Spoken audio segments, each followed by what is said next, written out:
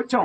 ఈ రోజు నిన్న రేపు జరిగే కార్యక్రమంతో అయితే ఏదైనా మార్గం వస్తుంది.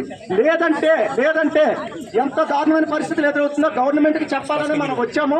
కాబట్టి ఇంకా చాలా మంది సహారా భజన చేస్తూ ఇంట్లో ఉండి సీనియర్స్ కొంతమంది రావడం లేదు. అంటే నేను ఎవరిని బ్లేమ్ చేయట్లేదు, ఎవరైతే రావడం లేదో వాళ్ళ గురించి మాట్లాడతాను. ఇప్పుడు కూడా మీరు బయటికి రాకపోతే మన బతుకులు ఇలాగే అయిపోతాయి. ఇప్పటికే చాలా మంది చనిపోయారు, ఎంతో మంది ఆర్థికంగా చిరిగిపోయారు, చాలా మంది జబ్బులతో బారిపడ్డారు, చాలా ఇబ్బందులు ఎదురవుతున్నాయి. ఇంత వర్షం వచ్చినా మనం అందరం ఎందుకు స్టాండ్ బై ఉన్నామంటే మన హక్కులు, మనం వేసిన డిపాజిట్లు మన డిపాజిట్ హోల్డర్స్ రావాలని. అది కూడా రాకపోతే ఎలా?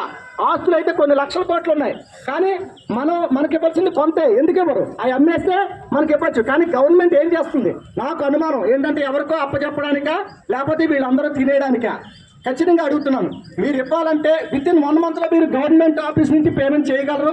లేదంటే సహారా ఆఫీస్ నుంచి జిల్లా కోర్టు ఓపెన్ చేయండి, ఒక గవర్నమెంట్ ఎంప్లాయీని పెట్టండి, ప్రతి కస్టమర్కి ఇప్పించండి, ప్రాబ్లం లేదు. అంతేగాని ఇలాగ మమ్మల్ని ఇబ్బంది పెట్టడం అయితే న్యాయం కాదు. ఎన్నో ఏళ్ళ నుంచి మనం నరక యాతన పడుతున్నాం, బయటికి ఫంక్షన్కి వెళ్ళలేకపోతున్నాం, ఎవరైనా చనిపోతారంటే వెళ్ళలేకపోతున్నాం. ఎందుకంటే అక్కడ ఎక్కడికి వెళ్ళినా మా డబ్బులే మిమ్మల్ని చూసేస్తాం, మా కంపెనీ తెలియదు. ఇది మా పరిస్థితి.